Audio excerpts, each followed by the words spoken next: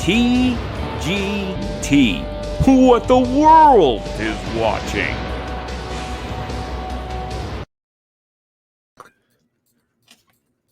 Holy crap, I'm not Frank Bruno. I'm your substitute teacher, Phil Jackson. Frank Bruno is not here today.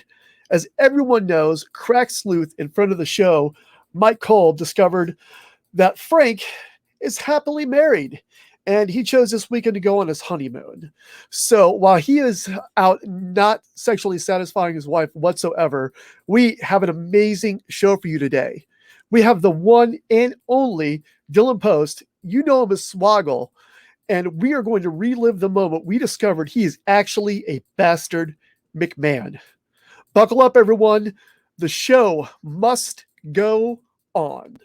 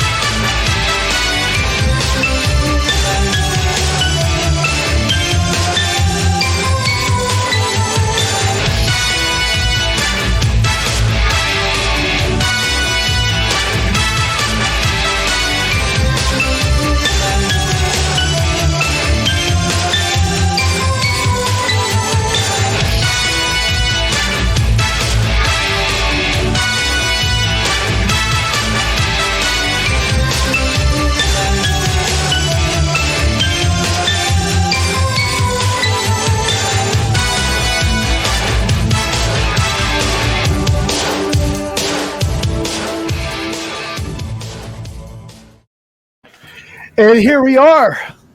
Welcome, everyone. Got most of the usual cast and crew here. Brandi Wagner. God, I can't say your name today, Brandi. Henry Evingham, Karl Mandick, and of course, the man of the hour, Dylan Postl. Swoggle, how are you, sir? I mean, here's the issue. You say Post, but it's Postl. You know, I asked. At the end. I asked before the show started. I'm like, is it Post or Postal? And I was told Post. It's not Postal either. It's Postl. There's no A in between the T and the L. There is an L, so there's not Post. My name has been messed up a lot. Usually it's Postal. You forgot a letter. You literally took a letter out of the whole name. Well, you're betting 1,000 so far, Frank. Well, and then everyone, this has been Top Guy Theater. We'll see you next week. No. And then you get your own co-host name messed up too. I mean, you're not starting off the show hot. No, I am not. This is what I get for subbing. I'm terrible. God. Second question. Antonio Santos, I believe, was the name on the thing. Did he do it inside like an 18-wheeler? His little graphic. It was, right? He's a bus driver. Oh, it's inside a bus. That's even better. That's even better. Oh, here we go. He is attempting to join us again. So if you're viewer discretion advised. Anything that could happen on Rochester. Antonio is your hookup. So while we're waiting, if everyone that's watching wants to get up their cock, if you have any trouble with that, there's always Blue Chew. Pull your cock up to season 15, episode 37 of Monday Night Raw, and we are in for a treat as we get to learn the mystery identity of Vince McMahon's bastard son. I wonder who it is. Karl, any thought? Probably you, Phil. Yeah. I'd be pretty ashamed of myself if I were a bastard McMahon. I'm not going to lie. Is still going on. This is the best. All right. Is everyone ready? Do we have everything ready to go? My peacock is working. I'm good. Everyone's cocks are fully operational. Fully operational cock. I've never answered that question on film before, Phil, and I'm not starting now. What do we got for the episode and season one more time? Season 15, episode 37, Karl. Just for everybody at home.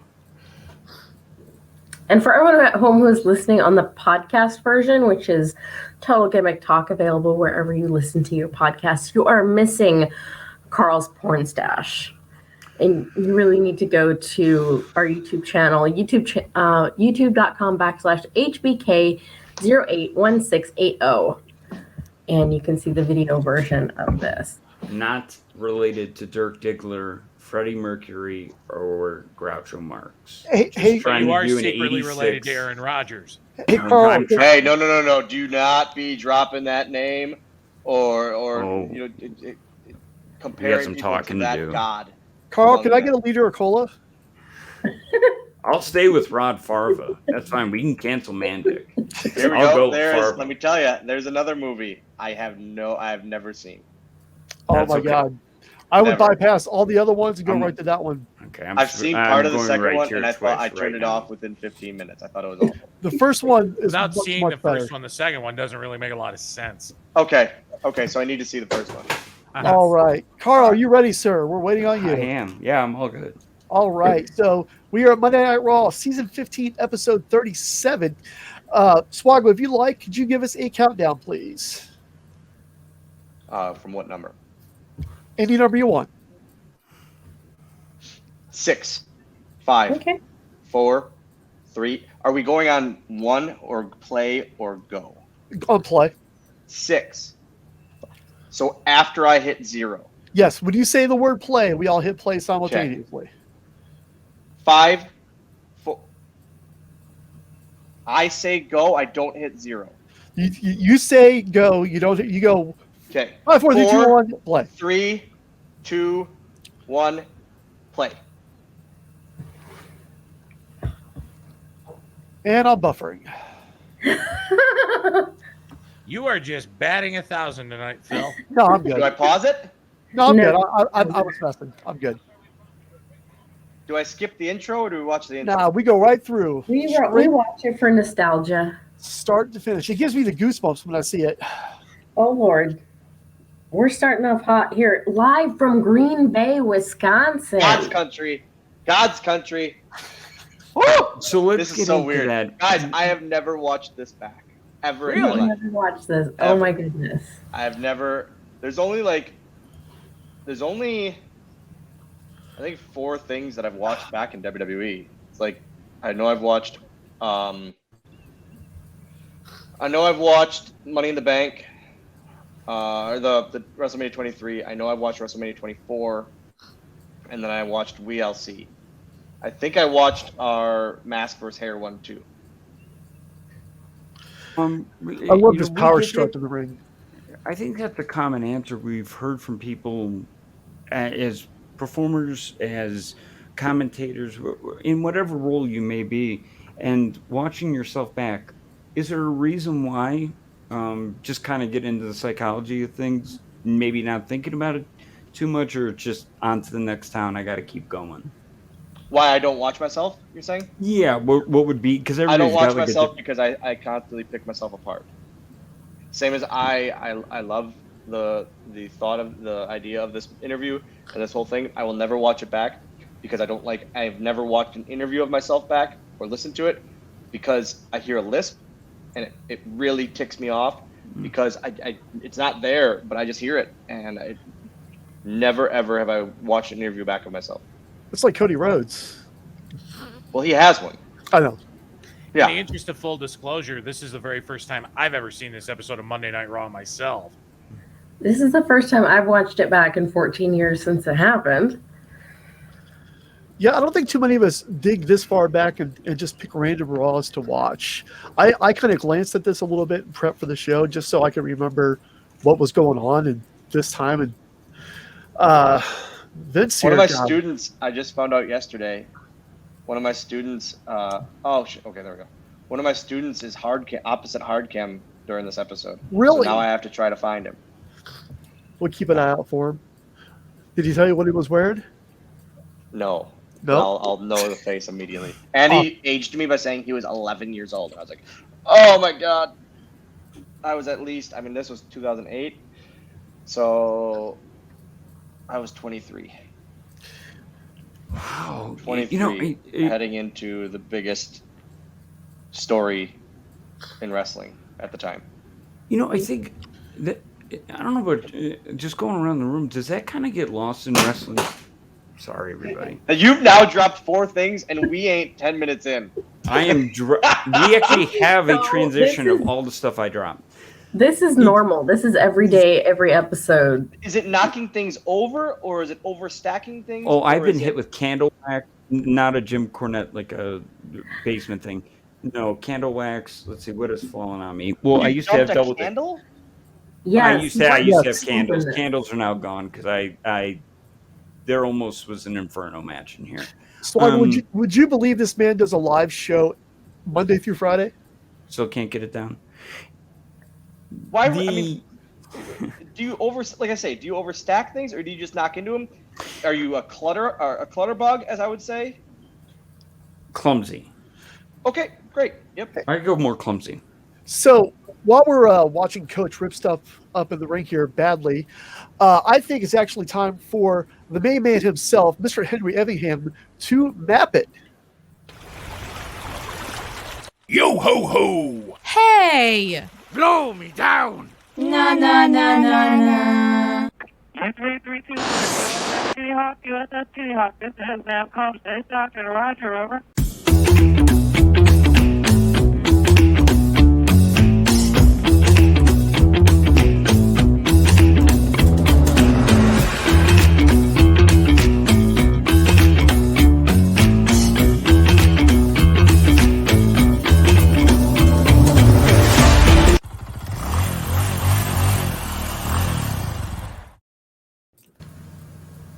It disappoints me a little to think that they didn't do an angle where there were twins and the great Kali was the other bastard son. Oh my god. That's like something they would have done like the week after as a complete rib. Like, oh, you have another son too. It would have been Here he really, comes. really funny. Yeah.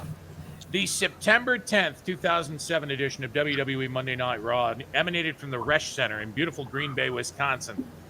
It has a capacity of just over 10,000 people. And I'll be honest, if I'm not looking up information for pay-per-views from the Wrestling Observer newsletter, Dave Meltzer gets very hard to read. I don't know if he writes the way he talks, but he is very, very hard to read and pull numbers from. But from Also, what it I sounds can like see he has 37 Sharpies in his mouth when he writes too. could be. I mean, that's why his speech is so stilted. He's got to try and form syllables around all the Sharpies and dick that's shoved in his mouth. He's got more garble in his voice than Baba Booey on Howard Stern. It's brutal. So I wasn't able to get exact numbers for a crowd, but this to me looks like it's a sellout crowd based on what I see. It definitely was sold out that night, I remember. Green Bay is... Sorry, Karl. Henry, go ahead. Green Bay is also the home, since normally I would go over numbers and figures for the show, but I couldn't really find any. Green Bay is also the home of the Green Bay Packers. God's team. You and I might disagree on that just a little bit, but I'm going to keep going for a moment. You can The suck a Green lemon Bay then, sir. Packers are the one team in the National Football League that actually predate the founding of the NFL, but have existed as long as the National Football League has, coming into existence in 1919, but joining the American Professional Football Association, I think that's what they called themselves first 2 years they existed, in 1921. Bailed What else out. do you have about Green Bay? Do you have the city, like the bird of the city or something? I like this map it segment. Thank you. I enjoy Henry's very over. That wasn't me being facetious, and I can say that word. Henry's very over. Yeah, his segment is the most fun. No one listens to my segment. Are you? It shows when I looked you up on Wikipedia that you're from Oshkosh, Wisconsin, which is, I look on my map, you can't really see it because I'm still tinkering with the lighting in my new house in Wisconsin. Don't try to It's tinker right with it and about knock here, that over. We give or don't need take. any more of those knockover things. We don't need it. You're doing good. My stuff's You- at least spaced out far enough. that You I don't and have to worry Brandi are about batting that. 1,000 so far. I'm proud of you two. The other two, 4 for 4. It says that you're originally from Oshkosh, Wisconsin. my whole life, born and raised. I moved to Green Bay for 2 years, and it was too big of a city for me. How far is that away from Green Bay? From my house to the Resch Center, 49 minutes. So It's how not many terrible. not bad how at many all. times did Spent on you? the train. Because There's no train. It's Wisconsin. No, I'm in Oh. Boston. I'm actually on location. I'm from Alaska, but I'm in Boston, so I took the train down to Attleboro so I could go to a Patriots practice. So that's about how long I spent on the train. Okay. So Frank, our usual host, is a major over the top Titans fan. Do you have anything to say to Frank and his Titans? I'm sorry. I love you.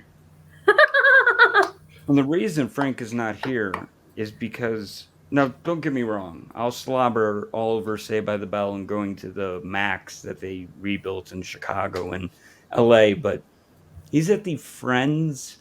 What is it? The Friends experience, the Friends pop-up experience in New York City. So basically, for 7 days, he's just going to have the Rembrandts, I'll be there for you, stuck in his head. Wait, Like, that's he's what he going for brought. 7 days? No, No, I'm he's just saying for- that song will not leave. Oh, I was about to break my laptop. Hey guys, thanks. Had a good time. I've never watched Friends. I've heard I need to. I've heard I really need to because I've heard it's very, very, very fun to watch and very enjoyable. I don't get, man. It's like I feel like Friends and Seinfeld are kind of like the Star Wars of television, where if you haven't watched it, everyone like wants to force you to watch it because it's just so good. And I don't care to watch Seinfeld. I've watched 2 episodes because Tony Chimmel, former WWE ring announcer, that's his show, his favorite show of all time, and so I gave it 2 episodes, and it was I wish I had that time back. I could have done a lot of things in that whatever amount of time, a lot of things, and if not, I could have like looked at a wall and it would have been worth it. But I'll never get it back. You know, I see JBL on the screen here. We've heard a lot of like JBL Swoggle stories. Do you have any that maybe we haven't heard? No, when I did the him and Briscoe podcast, which in itself is something I would never say. I never thought I would say is JBL or Gerald Briscoe having a podcast. But I when I did their show, we got into a lot of me and JBL stories. Jeez, an SOB dropped. As far as comp tickets go, They could definitely never do out that of today. anything we get into this, I mean, this is your hometown. They run Green Bay for TV. Let's say it's non-pandemic. Let's try and go back. Twice a year. Twice a year. Okay. Like a SmackDown and a Raw. I bet for this night, I bet I had probably 15, 20 tickets. But then when I found out at 3:30 this day, I then I don't like. Should we get into the whole story of finding out now, or should we? Wait? Yeah, 'cause yeah, that just blew my freaking Yeah, we mind. can't sit on that. So I need After to, was that in your book too? Because like I Yeah. walked away with it with that's right, because it was with the hair getting pulled into the dirty diaper. I don't know why that stands out. I'm sorry. Wait, I'm on the wrong one. Guys, I'm on the wrong episode. That's all Uh-oh. right. It's okay. You guys keep watching. Actually, can you pause it? Yep. Yeah, absolutely. Yeah, we are yeah, we're not- season we're not 15, live. episode 37, 11 minutes and 55 seconds. I'm so sorry, guys. It's okay. God. Hey, you know what? You are no longer batting 1,000, sir. I'm not, guys. I'm not. I am not. Episode 37? Yes, Yeah. season 15, episode 37. We are 11 minutes and 55 seconds in. You know what? I said episode 38. 11 minutes and 55 seconds? That's correct. Guys, I'm not taking blame for that one. That's, I don't know whose fault it is, but it was not mine. It's the cock. The cock cocked up. Yep. It's whatever I drop. Kakas. Oh, that's why the Great Khali was brought up. This Yes. makes complete sense now. Because we've got the Great Khali in the ring. We've got JBL. We've got 11 Jeff minutes Hardy. and 50. 5 seconds. All right. Play in 5, 4, 3, 2, 1. So, yeah, like I was saying is, I found out that day at 3:30 that afternoon. We were all going out to rehearsal around the ring, to rehearse the whole segment. And as I'm walking, literally I was behind the stage, and Bruce Pritchard and I don't think it was Brian Gewirtz. I forget who it was, but they stopped me and they go, "Hey, we need to talk to you." Okay. Bruce goes, "I'm gonna need your cell phone," and I go, "That's not happening." He goes, "Well, I suggest giving me your cell phone." I saw it in his eyes. I was like, "Okay." He goes, "All right." He puts it right in his pocket. He goes, "You're the son." And I go, "Sweet. Okay." And we talked about it, and he said, "All right, we need to know where your gear bag is and all of your stuff in the locker room. We know exactly where it is. We need you as this segment, this rehearsal is finishing. As people are exiting, we need you to slide under immediately." So this would have been 3:45 in the afternoon. I would be hiding under the ring. My God. So then they had someone go get my bags. But before this, I go, "Hey, if it's okay, you can watch me send the text, whatever you need. Can I get 2 comp tickets for tonight?" He goes, Of course." I said, "I'm not going to say anything about it." And I texted my dad, and I was like, "Hey, can you bring Grandpa to the show tonight? I just, if possible, it would be awesome." And sent it. My dad and my grandpa, I don't even know where they were sitting, but they got to be there for this. Like, again, probably the biggest moment in my career. Yeah, it was pretty Wow. awesome. And then I literally went under the ring, and because Bruce was like, "Hey, get on headset," like you, because I would always have a headset and a mat and all that stuff under there. So I would always get on headset which for me it was awesome too, because whenever I was under the ring, I could hear in the headset like Vince and Kevin Dunn directing the show. Holy and, crap. going over the whole thing. It was awesome. I heard so many things under there that I can never speak of because they're just some quite negative. Wow. But it's it was one of those things where I was like, all right, we're off to the races now. This actually. Did you No, have Oh, time? I like these guys. Did you have time in between said meeting to go to any of your colleagues, friends, guys you were, on the road That's why they with, took maybe my you went to phone. the bars with, They or did. was it just under the ring? Did you have time to I literally consultate? from the Bruce thing. Mm-hmm. The minute rehearsal was over, they got me under the ring. And then I literally, they didn't even get me under the ring. I ran and slid under that ring. Now, I'm assuming they have like water or Gatorade or. Yeah, they would always have water and Gatorade under there for me. And like another thing was, Vince like talked to me, but he goes, "Hey, once the show starts, I need you to stay off the headset." And I'm thinking, what? Why? But then he goes, because any of the other producers or writers that might not know are going to be on the headset during the show, and that's how secretive they wanted to keep it. So I would go ahead. Oh no, I'm sorry, I didn't mean to interrupt. Go ahead. So I'm changing under there like halfway through the show, and I'm changing under there, and I see my cruiserweight title, and I go, do I come out with this? Do I not? And now I go, oh shit, they told me to not go on the headset. Who do I ask? And then I was like, oh, what do I do? This is the worst. So I'm just going like, Kevin,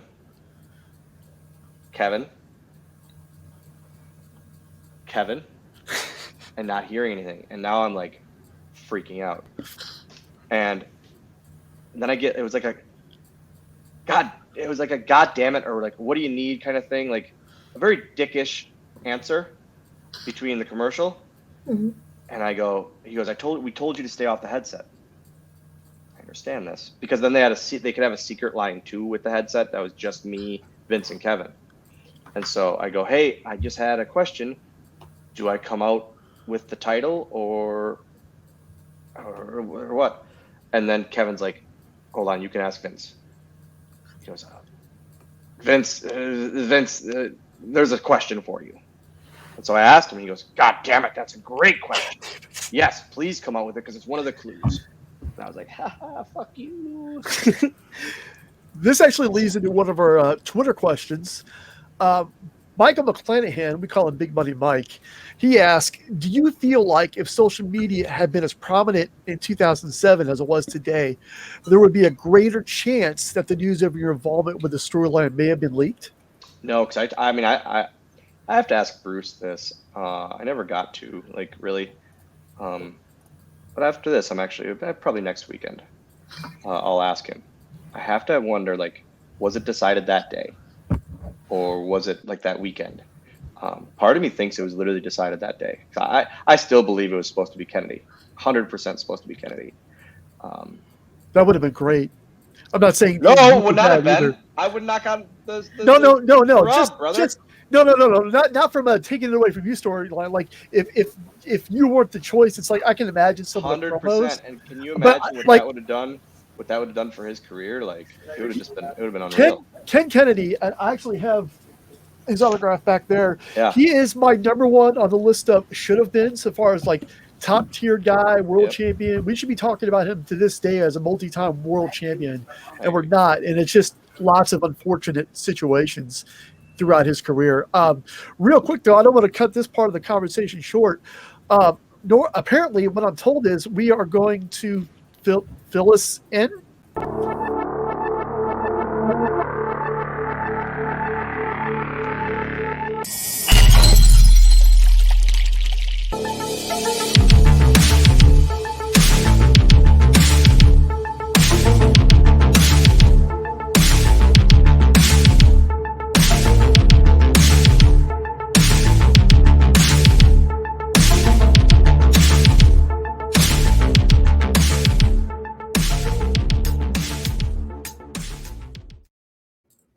Listen, I don't want to say that that's false advertisement by saying fill us in and putting your Twitter handle on there, Phil, but you're hosting, so I guess Mandic's plugging in for you? I don't know. I do know this, is I'm going to say thank you. Thank you to Maury Povich, because we've heard these stories of, what's his name? Vic Venom? Something like that. Always having Jerry Springer on. But wasn't it Maury, Sally Jesse Raphael, and even to an extent Phil Donahue and his expectations and his talks with Meltzer and Vince McMahon, both on stage together? Maury Povich made the term, "You are the father," main event stuff. Almost like Bruce Buffer and Let's Get Ready to Rumble. So with that, in an odd way, thank you, Trash TV. And you've just been plugged in. And I almost dropped it. That's a half a drop. Mark it down. Almost dropped what? Something you picked up? No, it almost fell, so it's like a half. It was like a Marquez Valdez Scantling catch. It's like a this. Got it. Speaking of which, okay, if this is in Tacoma, how different, or name a city, Austin. If this is not in Green Bay, your hometown, all of it's leading up to this. What is that like? I mean, your grandfather's there. This just got personal and deals with the family. It got crazy. It got. I mean, my best friends were there. My girlfriend at the time was there. My family was there. It was nuts. It was absolutely insane for me that it happened there. Like you said, I guess I never thought about that. If it happened in Tacoma, it would still be amazing. But being my hometown made it even better. And I think, like, in all reality, that's why they were planning on doing the Kennedy thing in Green Bay. Because it would have been. He was billed. Yeah. Yes. Speaking of which, I caught some. But not to get off into the bushes here, but are you growing an Aaron Rodgers man bun anytime soon? Visiting Kauai, What? wearing a lot of Patagonia. Are you? Did I understand? Are you happy to have him back? Or are you just? Because I am. I don't know what Kauai is. Hawaii is an island off of Maui or off of Hawaii where he was like hiding out doing yoga. How about the fact that John Cena's dad almost dies when he gets Yes. pulled over that thing? And every time I see that, I go, "Oh, it's one of those Oh like my the God. Lita dive and that kind of thing." Like, ew. I'm very happy Aaron Rodgers is back. He's a hell of a player. I just hope he cares. That's all I want. I want him to care about being a Green Bay Packer. I want him to play to the best of his ability because I truly feel if he's not number one in the league at quarterback, he is number 2. So you just talked about Randy Orton for a second there. A lot of people talk about how this is probably one of his lower points in his career so far as his attitude backstage was. Did you have any, without burying him, I'm asking you that, did you have any negative reactions or experiences with him? No, like I always say like I feel that I never got bullied because people were afraid of Fit and afraid of him not dealing with it well. Like, hey, that's my, because we legitimately had a father-son relationship, Finley and I, and I feel he would have, if anyone would have messed with me, he would have definitely stood up for me, and no one wanted to mess with him and deal with him. So no, but Randy, like, especially after he had his kid, his first one, it was just like we were like buddies and just talking about family stuff. Kids will do that to you, man. It's pretty awesome. Yeah. Well, like the first two, when you have 4 more after that, you kind of just lose all touch with reality. Yeah. Yeah, I'm a St. Louis guy, so Randy Orton's a hometown guy, and I've always had a soft spot for him, and it's kind of gotten me in a few arguments with people that don't necessarily like him for this reason or that reason. I'm not going to throw anyone under the bus, but I've always been an Orton fan. You can't deny it's no pun, but you can't deny the legacy he's had already. I mean, it seems like he's still new, but he's been around forever. He's just been around for so long, and he never has a bad one. He never has a bad one, that's for sure. I've never seen one. So how nervous were you knowing you were going into this working with Vince McMahon? I don't think the nerves. I'm a weird person, man. I don't get nervous until just before I get like excited. Just like, all right, because I also, even this early into my WWE career, I don't get excited for something, and this is not a way to live. Kurt Hawkins, Brian Myers, whatever we're calling him these days, I always forget. He's just always Hawkins to me. He yells at me on almost a weekly basis because I live my life thinking things aren't going to happen. So then when they do, I'm very surprised and not let down when they don't. And WWE is like giving me that mindset because of things being canceled so many times. Like I'm in Gorilla ready to go for a match and nope, match is cut or that kind of thing. So it's like okay, and it's not a healthy mindset to live in, but that's what I do. And it's already this early in my career, I wasn't thinking it was going to happen. I was like, oh, at some point it'll be a rib and they're just leaving me under the ring and it's going to be 10 after all, or it's going to be super crazy, like something. So on set of the PBR commercial, how much did Brian yell at you? None. I outlasted that commercial. son of a bitch. He was sleeping before he was sleeping. He made us late for dinner because he was sleeping. I outlasted him. Yes, I fell asleep on the floaty, and that's the one that went viral.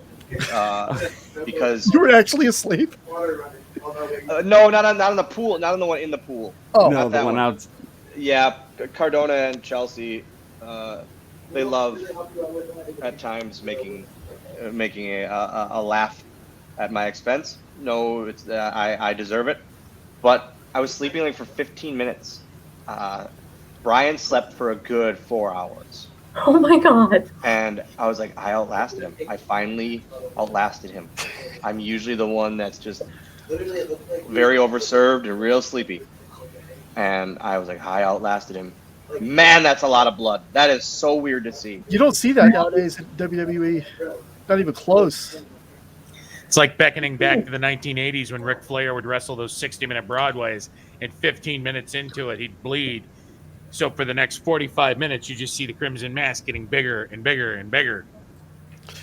Yeah, you see the comparisons between WWE and AEW, and you compare them now to WWE versus NWA back in the late 80s, 86, 87. It was very much, the NWA was the adult show, and the WWE was the Hulk Hogan larger-than-life comic book characters. And, we're seeing that today with AEW. I mean, you see blood just about every week.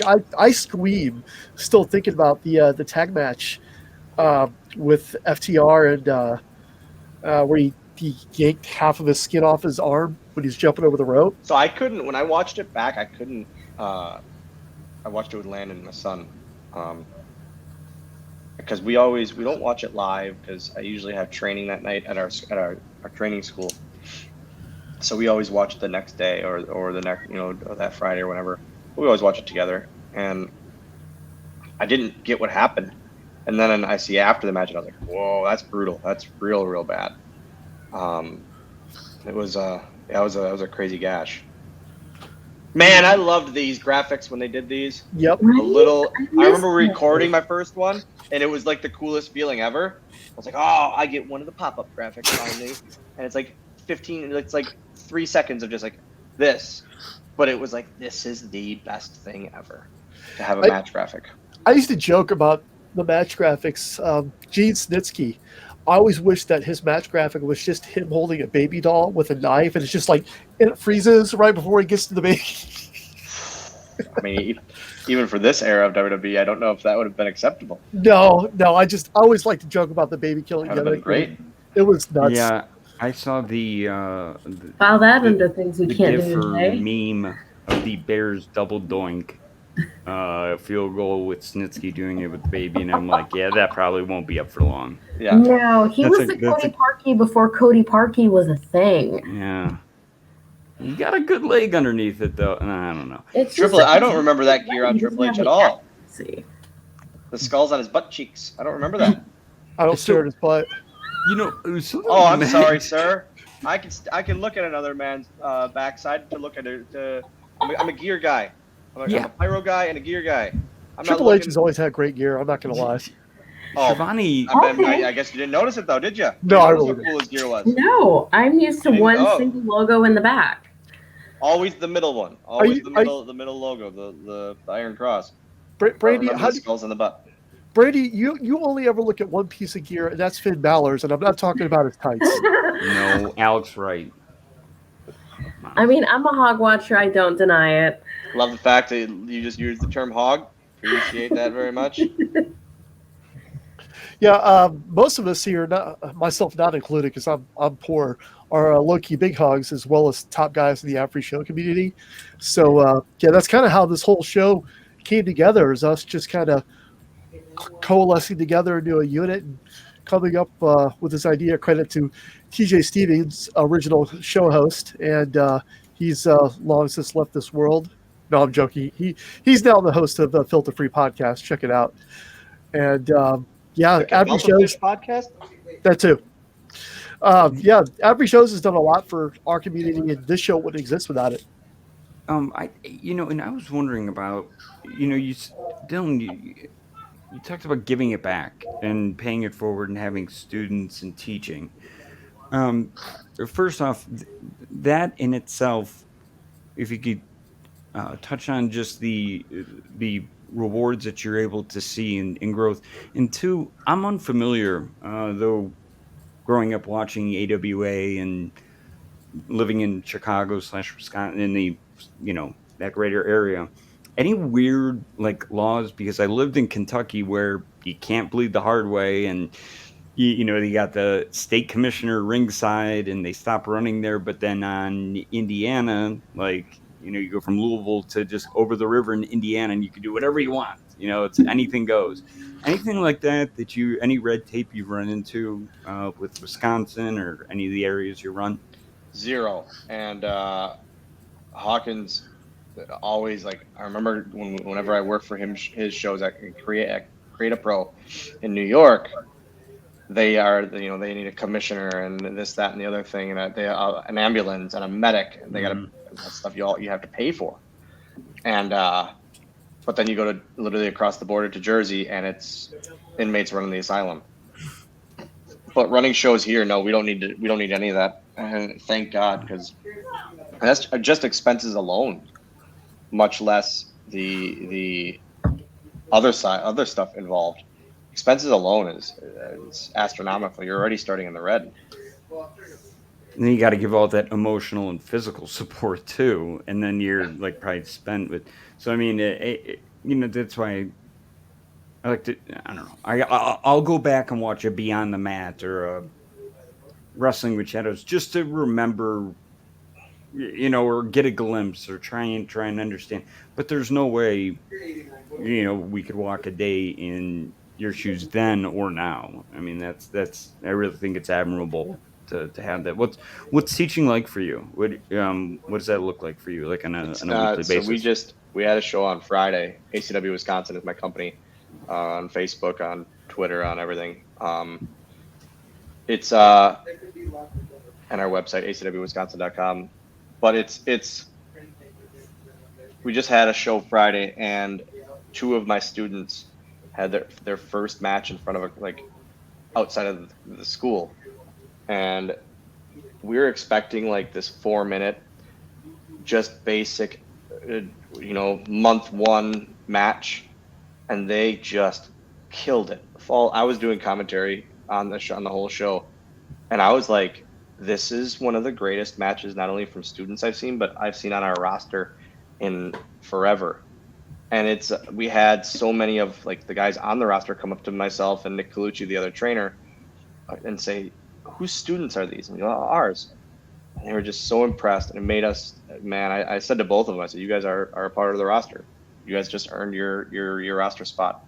And it's that feeling right there is the only thing I like compare it to is seeing your kid walk for the first time, or like throw a really cool spiral, or just these students, I call them my kids. Every one of them I call them my kids. And if they're 17 or if they're 46, which we've had, and I said, you're always going to be my kid. You're always, and it's like the 46-year-old, he's on our roster and he's killing it, absolutely killing it. And coming into his own at that age is unreal. But he literally will just call me dad, because he comes up to me, thanks for today, thanks for the booking, dad, that kind of thing. And it was awesome. It's such an awesome feeling. And yeah, it's literally seeing your kids do well in school. That's rad. Yeah. That was one of the coolest moments. I got nothing. I'm just gonna lay out and not drop anything. I always appreciated, like, this is always a cool thing that not a lot of people notice, I don't think. Shelton Benjamin, I think his mom had cancer, and so he always had the ribbon on his gear, on his kick pad, on the back of his kick pads, and any gear he had. After I think she passed away from it, and could be completely wrong, and then I'm a dick, but it was he had his mom, I believe, had cancer, and so he put that on every piece of gear ever. That is amazing. That's something I didn't know. Yeah. I love learning new stuff. I actually I see the ribbon there. It's on the inner. Of his right kick pad. That's awesome. I actually almost went to the same college as he and Brock. I was looking at University of Minnesota. They have a tuition program for Native American students. So I almost was a Golden Gopher. That FCW graduating class, Orton, Cena, Brock, OVW. That's FCW. I'm an OVW. I'm sorry. That has to be the best graduating class of all time.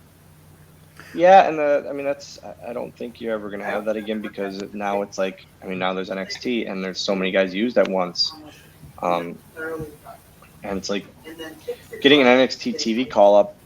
I don't know if it's the same feeling as when you got called up from OVW to main roster. I don't think they have that.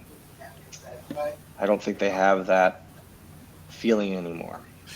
I remember when they first called up Finn, and they made it a big deal because a month after he was called up, Universal Champion, but then he got injured. He's the only one I can remember that had a rocket shoved up his ass the moment he was on the main roster. I mean, they've done some pretty cool Kevin stuff. Owens. Yeah, Kevin Owens. Yeah, because he came up for the U.S. title challenge with John Cena. And Yeah. immediately getting to work with John Cena, I mean, And beat him. and beat him, not Yeah. just work with him, but go over. And I believe done either sandwiched in there or done first was Brett introducing Sami Zayn. Sami Zayn comes out, throws that punch, and hurts himself coming out to and the it's main like I watched that one back and I'm like, oh my god. Didn't he? Wasn't his debut the Cena thing too? It was a John Cena match. Yeah, it was John Cena match. Yeah, because they had Bret Hart. It was in Montreal. It was in Oh, it Canada. was. Okay, I didn't know that.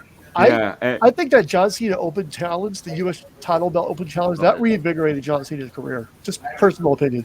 I use the idea in all of our shows with the title with our mid card title. It's exciting. It's a cool thing. You never know, and it's an easy way to debut a guy, or put a guy in front of a crowd and see if people react. And it's just, man, it was the best because you never knew. Cesaro did it, right? Mm-hmm. Yep. And they had a killer match, I remember. And that was like when Cena was stepping up even more, and like, this is so dumb to say, but like trying like more indie-ish matches. Yeah. And it was fun to watch. He's still, I mean, I don't know. I hate when guys rag on him, fans, because he still kills at everything he does. Like, and it's just, I don't know. You'll never hear me say a bad thing about John Cena. The reaction when he came back tells you alone. Like, he doesn't ever need to go away for good. No. Same with Roman Reigns. I hate the fact that people hated Roman Reigns. I mean, hate his creative, hate what they're doing with him, yeah, but don't hate the person. But I love where Roman is now with his heel, his head at the table persona. It's so good. The tribal chief thing is on fire. You know, the question that I had, and you touched on it there for a second, and it's not, I'm sorry, I've got a 1-year-old dachshund. I'll edit that out if you hear him barking. The anticipation. So NXT gave us college football. It was on Wisconsin. It was like, oh, he's going to be... Oh, right there. Event step right there is Beer City Bruiser. Did you more? Really? I went to awesome. right there. Yeah. Oh, and I saw one of the sisters, one of the seamstress sisters, one of the witches.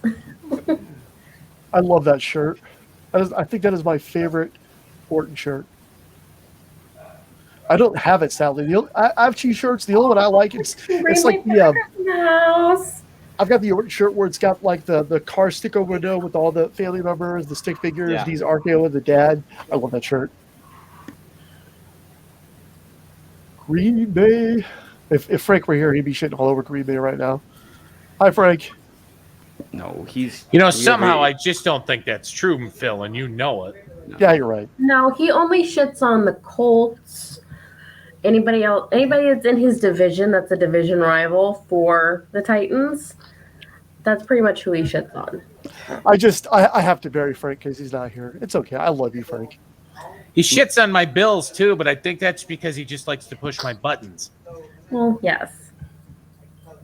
I mean, we like to shit on each other's team, too, but that's because we're division rivals, and you've refused to admit the supremacy that is the New England Patriots. You're more likely to get me to say the Green Bay Packers are the greatest team to ever play the game of professional football than you are to get me to admit that New England is a good team. It's Super Bowls 1 and 2. I think, like, our LinkedIn profile should be okay, Dylan. I think we're okay. I hate this question. I hate it, and I'm going to ask it anyways. Okay. I will not ask the Mount Rushmore, even though you almost spurred me into, if you had 5 to survive in a dark alley, and I'm talking straight out fight, you mentioned Finley, I was going to ask who would be the other 4 to fill in. You can take anybody do that Mount Rushmore game. Forget that. Past, it gets stale. But I kind of am interested. I mean, Haku, we've always heard that legend. But I was really interested in what are you doing under the ring right now? I mean, you're now going a couple hours. So if you went at 3:40 Central,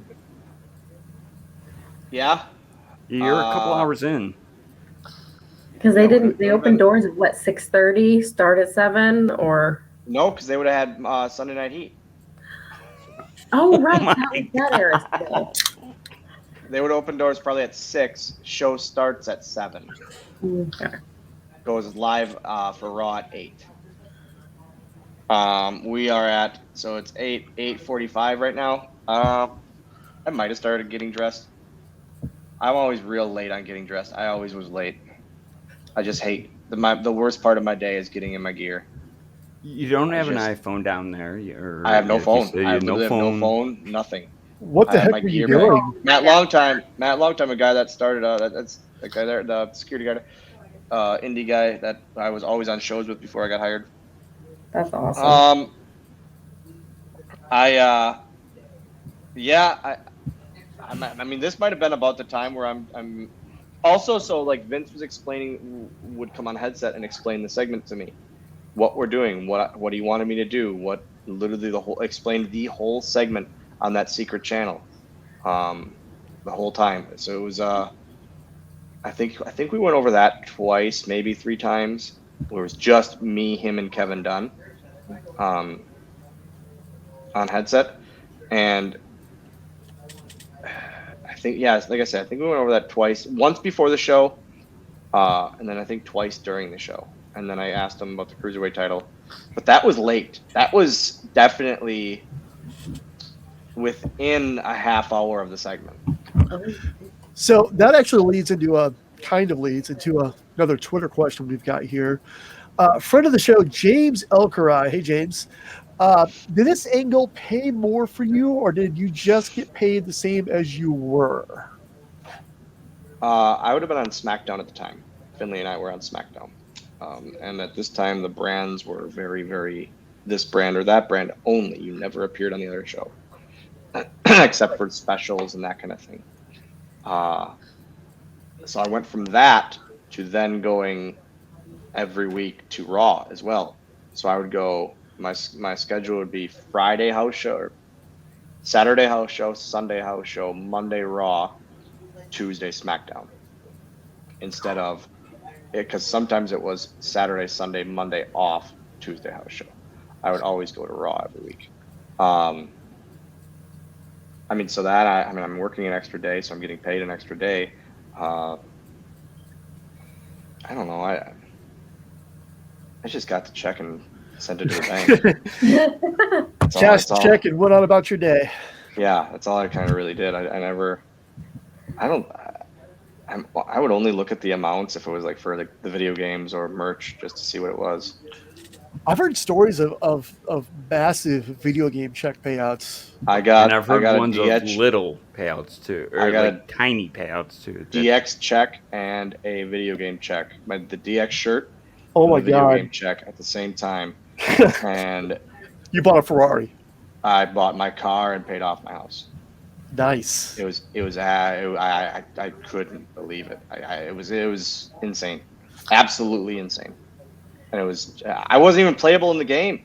I was never playable. I was just a manager in the game, and so I was like, "This is okay. I'll take it. This is crazy." It's just, man, it's awesome. It's really, that DX run. That DX run.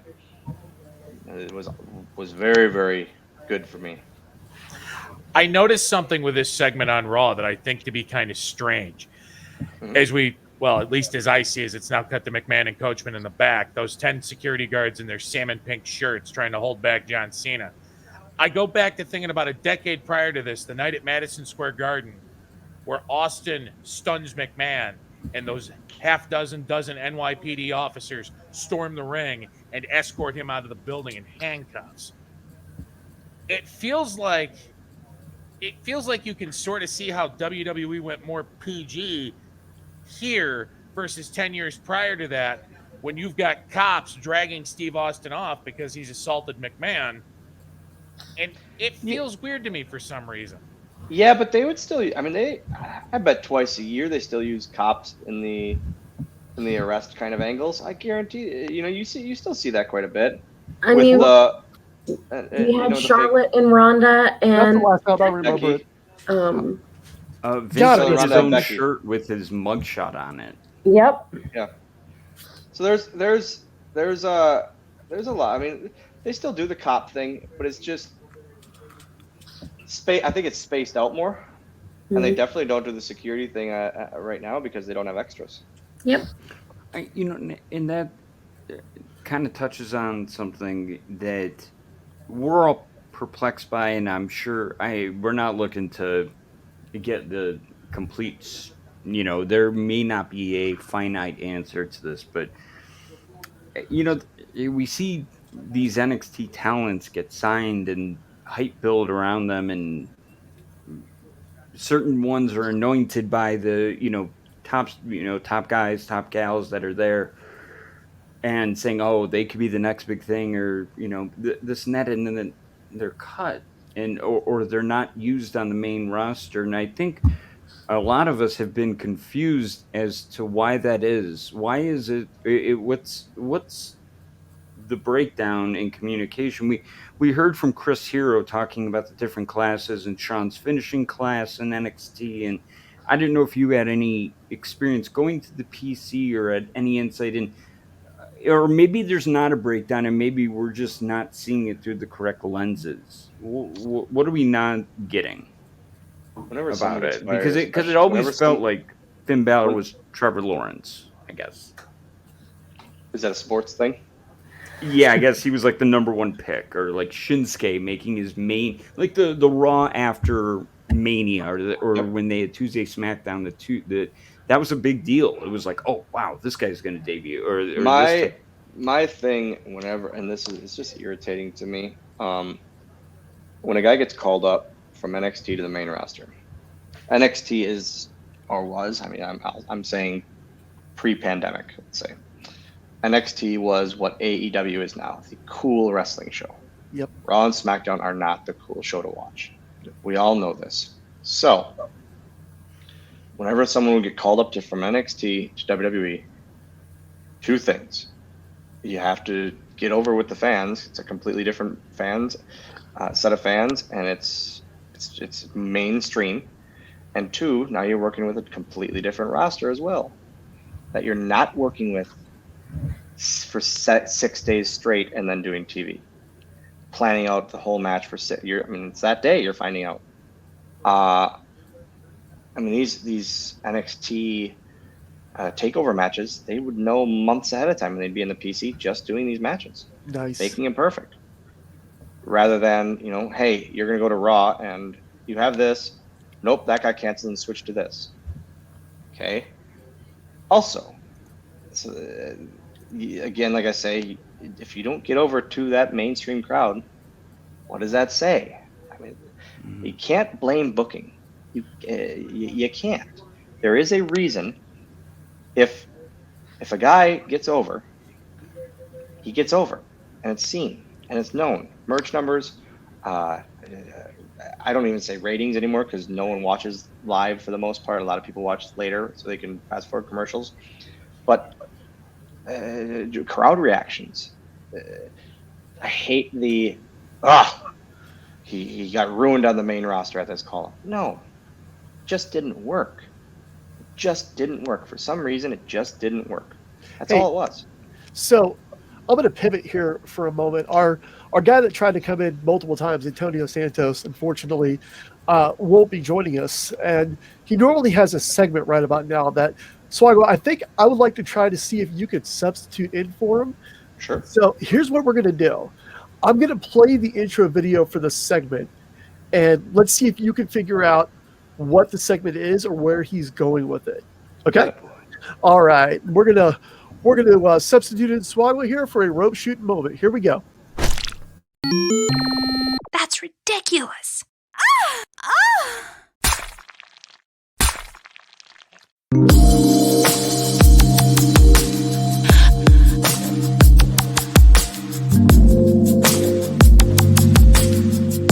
I mean, I'm looking for something that's just gonna explode in your face. But at the same time, you know, it's gotta be smooth. Do you know what the key is, though? You can't put too much in the bottom. I just want to say that I was on a lot of Adderall when I edited that. Being transparent. That's all. I mean, I'm very, very confused as to. I mean, I know what shooting ropes is. Well, think about the context. The timing of this segment was definitely in line with what we're watching. Yeah. This is a different time for women's wrestling. That's for sure. Absolutely. But they didn't they weren't having awful matches. No. By any means. You had again, and I praise Finley a lot in my life, and that's all due to Fit Finley. He was running the women's division at the time, and I think it was from when he got hired after WCW closed, he was put in charge of the women's division, and I think they did it as a rib, but he made that women's division as good or better at times than the men. Really did. There's Beth Phoenix. God, she's so underrated. I admire Candace doing this part of the segment in high-heeled boots, heels that are about this tall and about that wide. And I remember not everyone on the ankle. internet was such fanboying. Oh, she did Samoa Joe's Muscle Buster. Oh, it's so cool. It's just a fucking move, guys. It's actually kind of amazing. She's actually a local person near where I live. She went to high school and actually wrestled on one of the high school wrestling teams here in Elmira, New York. So Antonio, this whole match, this is his rope shooting moment. He's definitely a fan of the ladies wrestling. I do want to give him a shout out because he is on the sobriety track. He's at what now? 10 months? 10 months, guys? 9, because he got sober 3 days after I broke up with my boyfriend. So I'm 9 months sober. Countdown. What, if you don't mind, I'm interested to know. It was kind of an offhand comment, but doing commentary. Is there anything that you heard over the headset in WWE that you still take with you to this day, or when you had was it something you wanted to do? Were you just like, oh God, I guess I got to do commentary? No, I hate doing commentary. I was gonna say, because, like I said, talking off air. Nope. I hate the sound of my voice. I hate any thought of that. I just not for me. But I remember Vince's one of Vince, and we hear it all the time. Matching gear. Vince hates matching gear. Hates it. When two guys have matching gear, he throws a fit. That and spitting. He yelled at Mr. Kennedy, spit one week, not on the guy or just out of the ring, clear his mouth, and he flipped. He was not happy at all. So that and Tanner, he would get really pissed off about Tanner on the ring apron. Oh, I was gonna say that, and I was always impressed by the how fast, at a TV taping when they were doing 205 Live in the middle of Raw, and the guy's taping purple around it, in the commercial break, and there's 20 guys in there. I'm like, or bodies, and it's super impressive to see that. And you commented on that. It is a whole different world. I just didn't know if you seen things through a different light or hearing that, from Vince and how that went. But that's a very interesting insight to that. So weird seeing Santino not in the singlet that we're so used to him being in. I love that singlet. It's so weird seeing him in just this. It's just such another time. He's naked. I didn't even remember he wore anything other than the singlet. Yeah. I actually do remember this just because I love his back tattoo. That's true. This has got to be right after he was, because you would have done the European tour that right after WrestleMania. Yeah, it would have been that one. Yeah, where he came out of the crowd. That's what he beat Umaga. Wasn't it Umaga? Yep. Bobby Lashley came Bobby in. Lashley, yep. Yeah. My God, I miss him. I miss seeing him on my TV And every week. Santino got that night. We all celebrated, and Santino got very, very sleepy. A lot of people did, but Santino got real sleepy. I bet. Oh my God, I'm seeing him in the ring right now, and I gotta find a way to get him on the show. Do you know, man? No, he's. That's it. That's my new goal in life. He's up north, eh? Yeah. Hey? He's got a great. I believe he's got a school. At least how was it?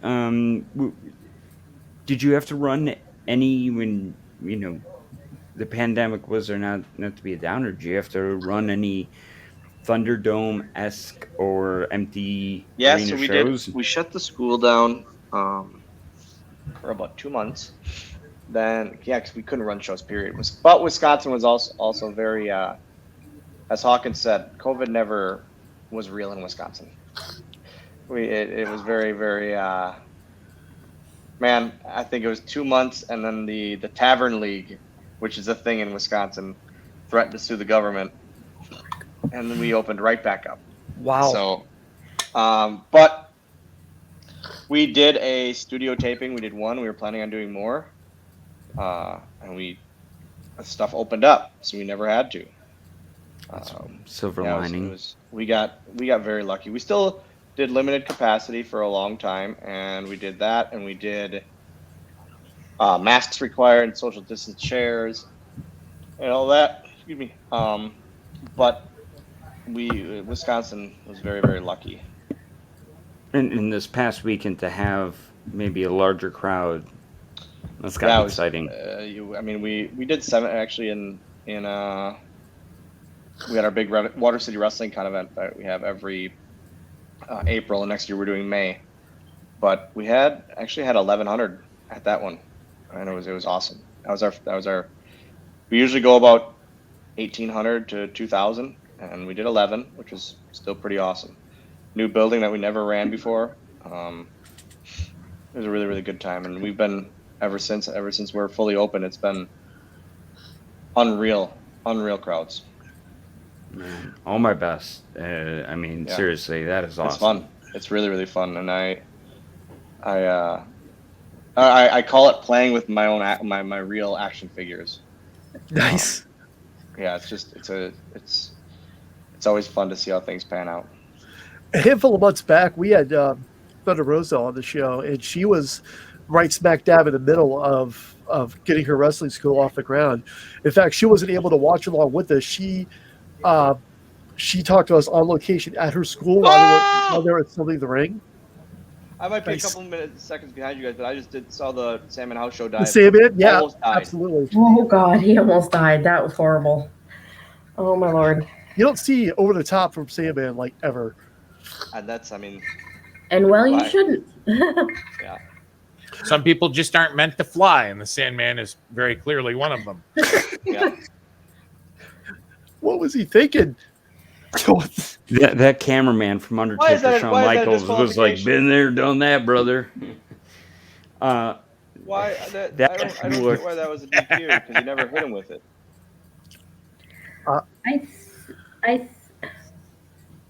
If I pick up a chair and the ref takes it from me, I'm not getting disqualified. Right. Now that was weird because he didn't hit Sandman with. He got out of the way. Maybe it was one of those ref botches where he thought he hit him and it was supposed to be it wasn't supposed to be DQ in that way, or maybe he was supposed to hit him, missed, but it was a DQ anyway. That looked like I just rewatched back that one that we definitely got into pop from. It almost as looked, and I don't want to bring any negative or pessimistic tones to this, but what it reminded me of was actually Mike Bell and Perry Saturn that kind of unfolding. Not to get too negative, but it looked like he fell on his head. It looked similar to it. Yeah. Who's it gonna be? It's definitely Ron Simmons. God, that wouldn't surprise me. I wouldn't have batted an eye. Any plans for Labor Day weekend? When is there's that? there's a certain happening in Chicago that all of us are going to be at. I don't know if you've heard. I'm not there. You're not I'm not there? there. Okay. It's that week. That is Labor Day weekend, isn't it? That is Labor Day Landon is weekend. very pissed off. Landon's very pissed off about that there's no StarCast, because the last thing he remembers, like pre-pandemic, like doing with me, was StarCast in Chicago. We went down for the weekend, and it was probably like the coolest father-son weekend we've had in a long time. We did the Sears Tower. We did the Bean. We did the Blue Man Group. We just had a lot of fun. We had Giordano's Pizza, and he like ran my table like he always does. We had a really good style Chicago pizza. Yeah, man. Yeah, and he doesn't like it, and it pisses me off. Like that's the one thing I want to sell my son. I literally want to sell my son because of it. What? I've had to, as a Chicagoan, I've taken so much over anything, like not just being a Packer fan that is born and raised and bleeds Chicago, but the pizza debate. They're like, cool calzone. What am I eating? I'm like, no, it's the best. Pequod's, Luminati's. But I will say, Luminati's is way better than Giordano's. I feel it's way better. I've lived in Illinois since I was 5 years old, and this Labor Day weekend is the first time I'll actually be in Chicago, which is kind of a crying shame. But I'm excited. I'm ready to chow down on some pizza and do about a billion other things in the 3-day span I'm there. It's going to be epic. Yes, it's going to be wonderful. And you can tell Landon that unfortunately there's no StarCast because Conrad's a little busy doing Top Guy weekend with us. Oh, that's awesome. Yep. We've been waiting for this for since the beginning of ad-free shows. One of the big lures of being a Top Guy is the epic Top Guy weekend where we all get together, and the pandemic derailed that for so long, and we finally get it. And it's there's just I've got a countdown. There's a big buzz going on. It's so exciting that we're all going to be together. It's a couple small groups. So we went to Jacksonville to see a couple AEW shows, but this is the first time that just a whole large group of probably about 100 of us are all going to be in the same place at the same time. All right. So I got to ask, because it's in line. Labor Day weekend, AEW All Out. Do we see CM Punk? I think we see him before that. I think we see him at United Center. Oh, I think you're both wrong. I don't think he's going to AEW. I think you need to wake up from whatever goddamn nap you're in. I've never been told off by a celebrity before, and I feel kind of proud right now. I'm not gonna lie. I mean, you got a brain in that goddamn head of yours? I did this morning when I went to work. I might not anymore. Oh, we just want you to do. Hey, you were batting 1,000. You're batting 1% now. Oh, wow. Yeah, my biggest, like, if I could pick one wrestling main event to go to, it would be John Cena CM Punk Money in the Bank, and it hurts my soul that I didn't get to see that live. But to be at AEW for his return, like to hear at All Out every person in that building, which this is the first pay-per-view in Chicago in like 2+ years. That crowd's going to be nuts, and we're going to need earplugs or have permanent hearing loss when CM Punk walks out. I can't wait. What was it about that building? It's gonna be quite crazy. When it happens. I think this is actually. I mean, if it happens. Yeah, if it happens. Map it, man. This is the tipping point, I think, for me. If they legitimately have signed CM Punk, who everyone has wanted to see back since the day he is gone, and Daniel Bryan as well, this is the point. If they do this right, they can seriously finally be blow for blow ratings competition with WWE on a weekly basis. My only question, if he's coming back, I'm not prepared to buy into it just yet, though. I won't discount the possibility that it could happen. Do you do it on television in Chicago, or do you wait for the pay-per-view? No, you do it on television, because then you sell pay-per-views. Does that take, if they do it the 20th, which it's been teased as at the United Center, that's the night before SummerSlam in Vegas. Does that take the air out of the tires, or Oh yeah. or are people No, still I don't think so. wanting to see Reigns Cena? No, 100% people still want to see SummerSlam. I thought How about this? What if stuff doesn't happen? What if Chicago? I know. and How about Vegas are that? Shut down. Exactly. I That's- just say that because I want it to I- happen, but I also employ the same method. if Chicago doesn't happen, I don't think CM Punk happens. Yeah, you're Yeah. absolutely right. That's that'd be a huge heartbreaker for me because the pandemic already took a Disney World trip away from me and my family. If it takes away this weekend, It's I'm took gonna two cry. of them from me. It's took two of them from me so far. We've You know never what? been. It took my April one, and then it took. I mean, we were supposed to go in September, and I canceled because I don't want to wear a mask at Yeah, Disney. we were. And I'm we were not. supposed to I'm go- not one of these. I'm not a mask guy, like an anti-mask, whatever. But Yeah, I don't want to it, take it a ruins picture in front of the experience. castle with my son. Yeah, Taking a picture in front of the castle with my son isn't the same with a mask. I can't put Yeah. that on. I don't want to put that on my wall. It's just not. we had, It's not fun. yeah we have never ever been to Disney World, and I actually worked Oh. 3 jobs for like 6 months to save up the money to take all of us to Disney World because I'm not a high roller. I got to work my ass off for that. And whenever they announced it, before Disney canceled the trip on us, we pulled our kids aside. We said, "All right, so this is what's going on. We can still go because they haven't canceled it, but it's not going to be the trip that we've been talking about. We're not going to be able to have all the restaurant experiences we planned on, and there's going to be social distancing and all this other stuff." And my kids made the decision to not go. We left it up to which my wife says everything happens for a reason, because about a month and a half later we found out we were getting 3 foster kids, so we used the refund money from that to prep our house for our foster kids. Yeah. I'm very, very lucky. I am very lucky. We do it every year, or did, and it's something that we look forward to every year, the first week of May. Because Landon is a Star Wars guy, so he wants to go for May So the am I. 4th. Of course, That- maybe that- working with you. Fucking hate it. All I ever wanted to do was go there and build my own lightsaber. That's like everything else the kids can do. Like, I want to go build my own fucking lightsaber, and I get No, stolen from me. I'll let Landon do the droid thing if he wants. He's gonna want to do the lightsaber. I know it, but I've seen the videos of the experience, and it's an awesome experience. But man, I'm not paying $200 for a Target lightsaber. Yeah, see, that's I said watched- that's how much I care about Star Wars. I said lifesaver, like the candy. Oh my god. I ended up at Moe's Tavern, if it makes you feel any better, at Universal Studios, because it's an exact replica. I loved it. Loved it. Now, if they I had... made Landon come in there with me, and we ended up eating lunch, and it was the best. I love the detail, I too, regret of not the doing pink that TV. a little, Brandi. Yep. Yeah, In you the could have garden. left me outside. I would have sat in the shade In and the waited for 95-degree you. heat, I wasn't going to do that. If you were to take I had a very interesting experience at Universal Studios because the Alaskan was not quite prepared for the heat and humidity. Yep. So, Jeff, real quick, Jeff Hardy versus the Great Khali. How many top rope planches are we going to see out of the Great Khali in this match? I think we're gonna see that Sandman house show dive. Oh God. We're going to watch him attempt to do a top rope plancha, and then the ring's going to collapse.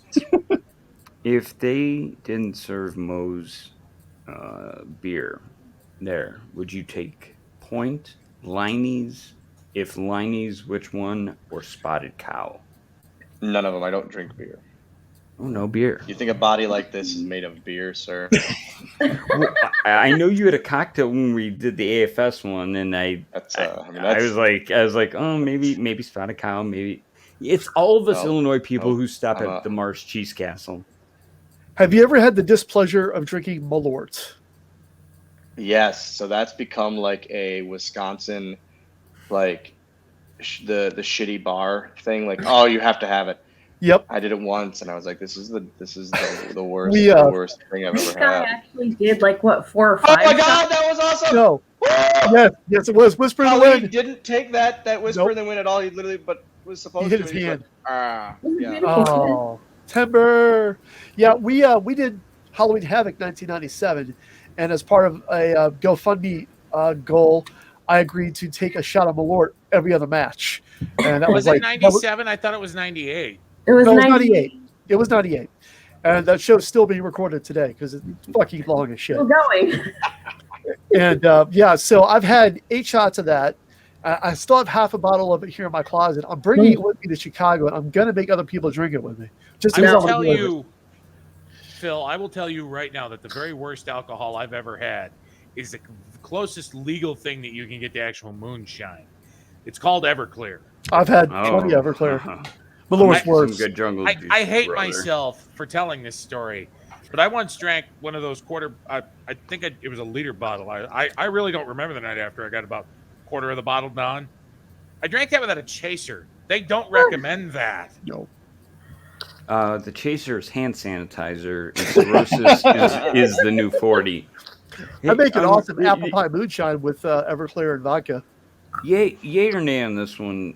Just out of looking at Hardy here, I'm looking at his facial. Jeff Hardy looks like he's dead.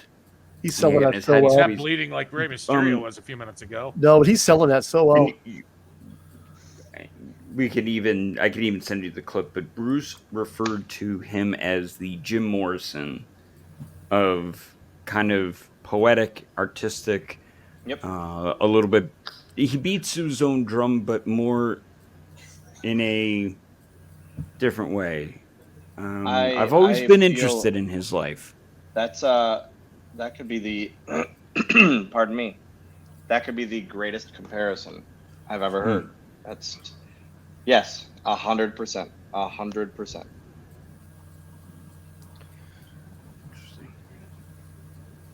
Awkward silence. Yeah. No, is that your? Well, I started. Is And that now Mike Kyoto? Chioda and his second referee are trying to roll Jeff I- Hardy out of the ring.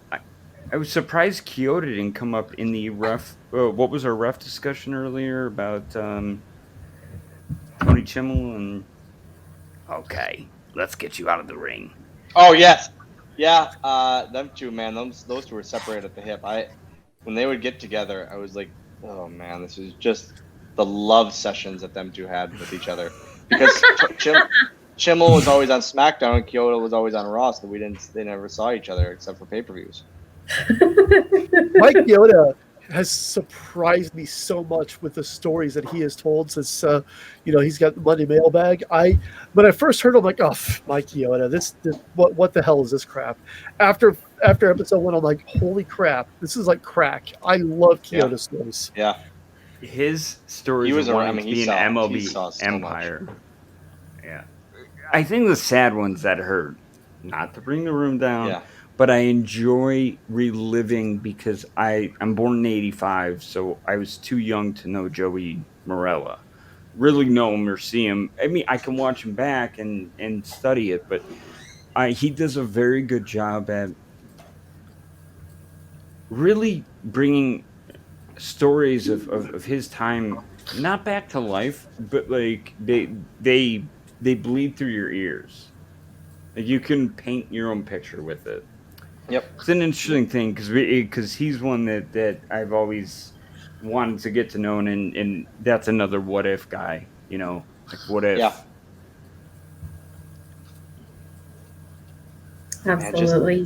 The reverence. You often, that I always Joey. forget how big Kali truly is. Mhm. Always. He's over 7'1". Yeah. Yeah. It's amazing looking at this, how Vince McMahon looks so, what's that magic word I'm looking for? Healthy Young? and uncorpse-like Alive? compared to what he does now. Yeah, alive. I've seen pictures. He legitimately looks like he's melting. There was a Yeah. video that just got released a couple days ago of him doing leg presses, and unhealthy or not, the man can still bench press a fucking yeah. truck with his legs. Crazy. As I we gotta, get turn the, I, into gotta, it, turn, I gotta turn the volume up on this one now. I've asked- well, actually, we got one better for you coming up here too. Did you get a call ever? Because Mike made it very well known. The only person to call him that he was released, Kyoto, was Shane. Anybody call you? Shane McMahon called Kyoto? Yes. Yep. That's the only. He said That's the only person that called him. He him. got the news. Oh, after. He didn't call him After. to release him. No. Correct. Okay. That would have been Major Deuce brother. Domino, CM Punk, I Miz. don't Oh my think Teddy God. Long is the illegitimate son Raven? of Vince McMahon. I love Deuce that and sign. Domino. It said McMahon fears Maury. Did you get any phone call from anybody I was surprised Linda didn't call him and say, hey, thanks for being here for 36 years. I talk about it in the book quite a bit, and it's like a very nice story. I got released. Hawkins called me. Maybe a half hour after the news broke, called me and said, "Hey, quit crying. You're gonna be fine. Trust me. I'll call you back in an hour." He called me back in 20 minutes with 13 dates. Wow. That is, I awesome. love that. It was incredible. Did you ever think, going into your WWE career that it would get to these kind of heights with Vince McMahon segments in your DX run? Nope. I was told 6 months. When I first got hired, I was told 6 months. As Triple H comes out, I feel weird asking this question, but I almost wonder a little bit why they didn't explore the idea of making Triple H the illegitimate son. They were this close to it. He's the last guy in the ring next to Swoggle. I mean, next to him, underneath. It was almost Sandman, and they had to, Sandman stays in the ring, literally stays in the ring because all the clues matched up with him. Yep. I mean, Sandman would have been. Thought about that. He may have explored the idea because, quite frankly, his ideas are like he wanted to be the father of Stephanie's baby. He wanted Shane to be the father of Stephanie's baby. I've always wondered what his fascination was with having other people make out with his wife and daughter on skits. Not touching on that one. Bruce Pritchard loves to get into those. And it's quite weird, and I don't think we have enough time for a psychoanalysis. It's all show business, pal. I'm sure that's what he says. Because of all of the people they've got surrounding the ring, you wouldn't picture it as being Sabu. It's definitely not Hacksaw Jim Duggan or Teddy Long. Just saw. Yeah. The thing is, too, like Kennedy's not even out there. Yep, they said he's actually injured at this point, I believe. I think it's but injuries. They could have still had him. I mean, I think if he would have been there and then he would have left, they would have booed the crap out of it. Have you done on your Twitch channel? You Can't Kill David Arquette. Hold on 1 second. The movie? Yes, because Kennedy opens that. Yeah. I actually haven't watched it yet. I haven't done the movie watch-alongs yet. That's something I need to do. I'm signing up to your Twitch. Well, I don't care what it is to have you watch. If there's a fan submission, You Can't Kill David Arquette. Did you? He was in Wisconsin. Were you guys riding buddies with Kennedy? With Kennedy, yeah. Yeah. He trained. Yeah. He actually trained me. Yeah, I thought so. He trained me. He got me my job. All that. So yeah, he was. Him and I have always been very close. Wow. He seems like a guy that definitely had the grit and the knowledge, and the opening of You Can't Kill David Arquette. Even though the last match features a different performer, his opening montage is like, right here. Whoa. Yeah. So right there, the Sandman thing, because Sandman was on Raw, that's why he didn't leave for that. Right, and now they're saying he's got a fondness for gold, so he can stay because technically he's been a champion. Yep. Oh, anyone who is a current champion. Oh, okay, or a former champion. I turned the closed captioning on. So oh, hang on a second, guys. I apologize. We have a surprise run-in. Swoggle, I hinted this to you earlier, buddy, and I'm just gonna let him in. Here we go. Everyone, welcome Lauren Yaffe to the show. Oh, my future wife. My future Aw. wife, you beautiful son of a gun. I'm waiting for This is you. just Happy the birthday, best. Lauren. Thank Yeah, you. Happy did anyone birthday. say- Happy birthday. guys. You guys, the rest of you can just. Everybody you guys can out. take Bye. off. It's You guys date can take night. off. You guys can give us some privacy here. That would be very nice. Hey, the good news is we're about to find out that he's related to Vince McMahon. So, I mean, you vicariously could be a McMahon married, Guys, through marriage. No, I was Finley's son. It was revealed I was Finley's son. Oh, that's right. I No, forgot. I wasn't everyone here. forgets that. Like everyone all they say is that I was like, oh yeah, how is it? Vince's son angle. You're still his son. No, guys, I was revealed as Finley's son. That's it. Everyone forgets that part. But you were also the Raw general manager, so We don't need Who to was remember that? that part. just forget that. We don't need to We're remember trying that. to rewrite history here. What are you doing, Swoggle? Always. Lauren, Always on has your Lauren, on your birthday, Yes, my dear. have you figured out that corner TV yet to get Big Brother playing, which should be on your time right now, or is it over? I am ashamed to tell you how far behind I am on Big Brother. Oh, I don't know. Okay. I'm terrible. I'm not doing so well. I'm watching Buddy cry right now. He's weeping openly. So sorry, buddy. I am too. I'm weeping openly because it's been way too long since I've seen Henry. It's been way too long since I've seen Brandi. It's been way too long since I've seen Hornswoggle. Come on. What are you guys doing? How many I'm how many actually you have lost drink? right now, girl. How many drinks are you in tonight, Lauren? You know what? I had one, but it didn't really do me in. And then I got car sick on the way home. And now I'm just trying to recover and feel okay. But it is what it is. Hey, you got Swoggle here. That makes everything better. Just That's the best right. birthday present ever, right? Absolutely. No question. We're pretty close to the big reveal here, Lauren. And what did you you weren't watching during this time period, You were know you? what? When was this? This is Right on September 10th, 2007. I was going to say, I kind of feel like I remember this. This is not the one where you were sitting next to Arquette with the Mickey Mouse T-shirt. No, that was much more recent. No, I do think I remember this, and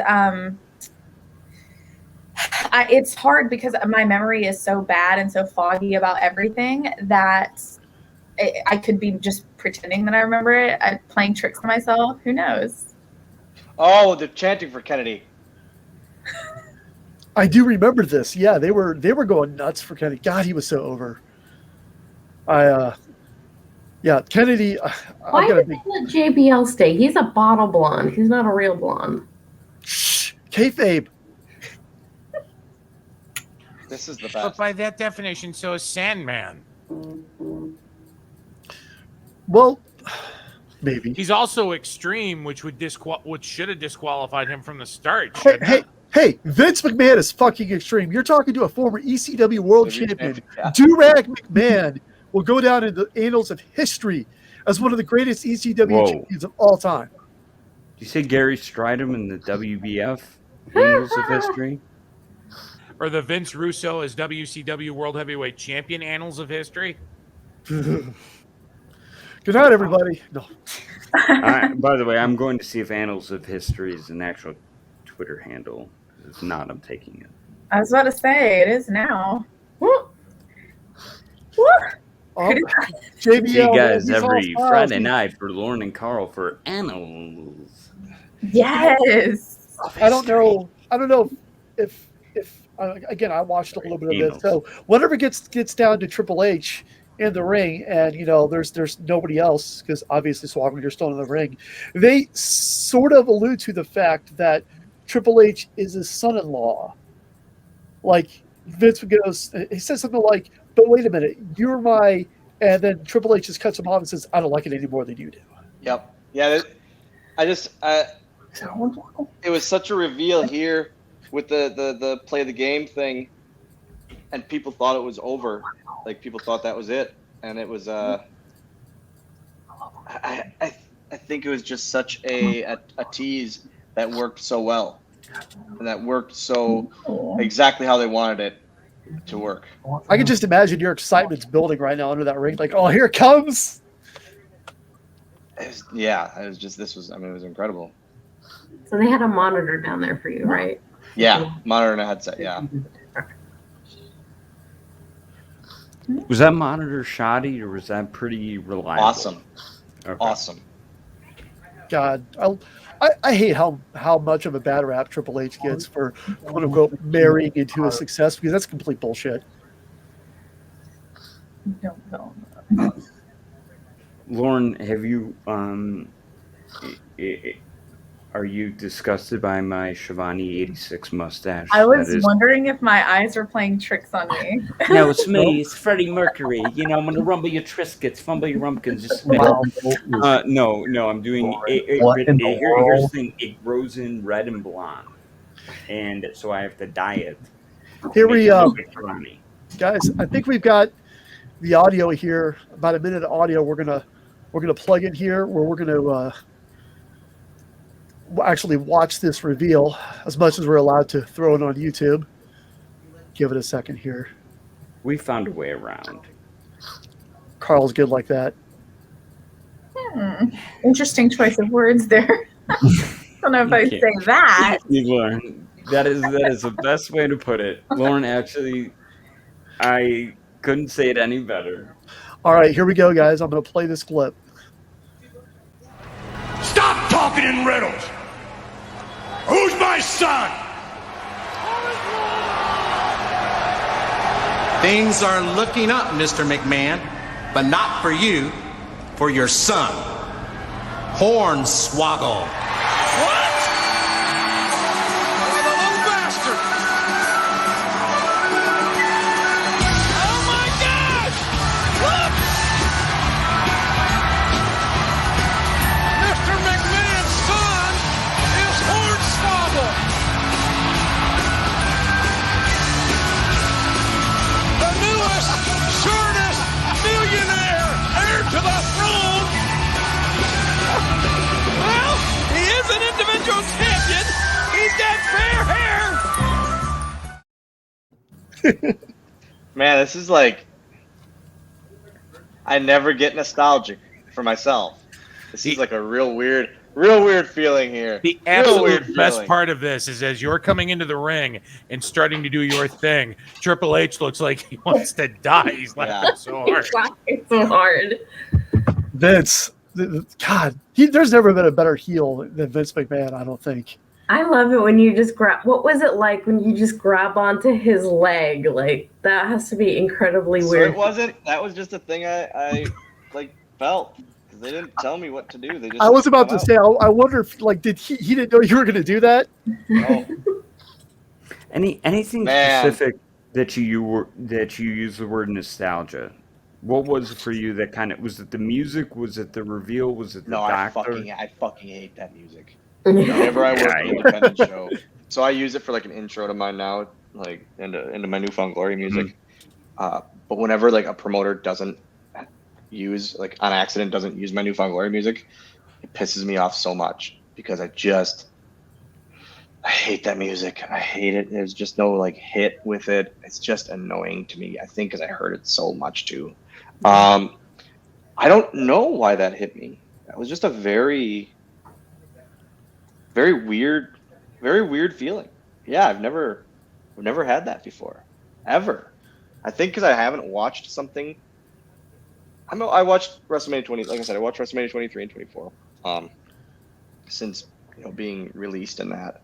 But that, I was just like, that's the first time I've ever watched it. I told you guys, it's the first time I've ever watched that.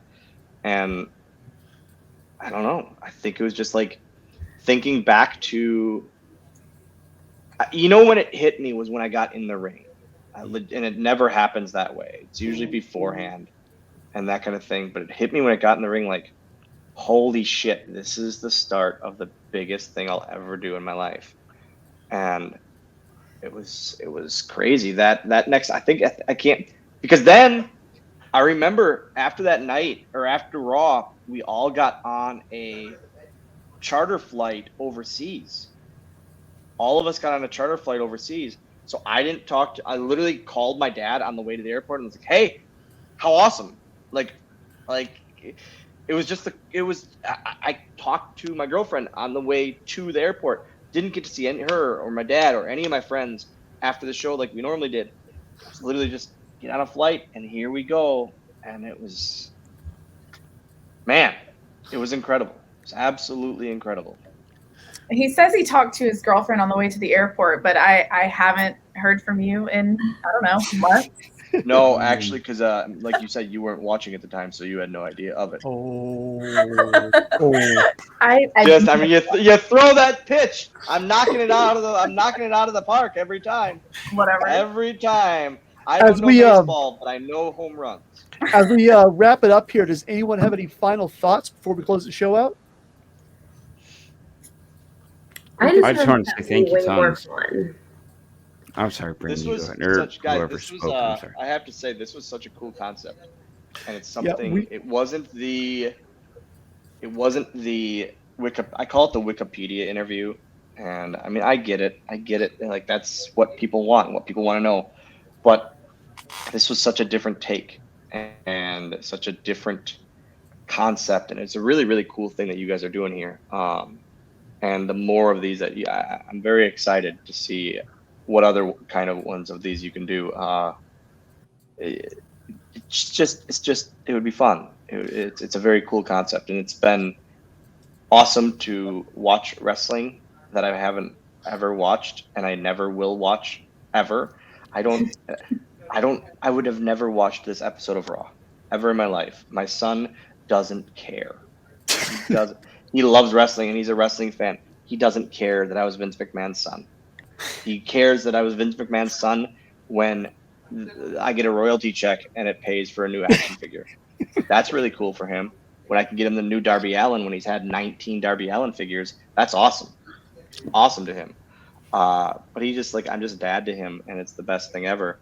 But this is you guys got something really, really special here. I have to say, this is a really, really special show and a different show that everyone should check out. Wow. I don't think we're going to do any better than that. So for Brandi Wagner, Henry Effingham, Rod Farva, the always lovely Lauren Yaffe, and of course our awesome guest, Mr. Swoggle, this has been Top Guy Theater. I'm Phil Jackson, and we're out. 14 WrestleManias. A leg drop, an elbow smash, a body slam. Are you ready to fight? Who will survive?